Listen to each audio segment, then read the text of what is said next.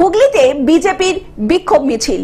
তৃণমূল কংগ্রেসের কিছু নেতা নেত্রীর মন্তব্যকে ভারত বিরোধী মন্তব্য বলে চালাতে চাইছে বিরোধী শিবির বিজেপি। তাই সারা রাজ্যব্যাপী বিক্ষোভ কর্মসূচির অঙ্গ হিসাবে মঙ্গলবার হুগলির জেলা বিজেপি এক বিক্ষোভ মিছিলের আয়োজন করে। বিজেপির কার্যালয় থেকে এই মিছিল শুরু হয়। এই মিছিলে অংশগ্রহণ করেছিল বিজেপি কর্মী ও নেতা কর্মীরা।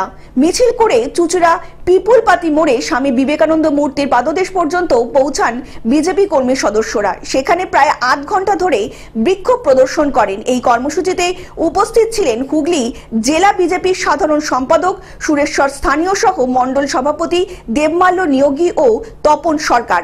দুদিন ধরে তৃণমূলের সাংসদ থেকে বিধায়করা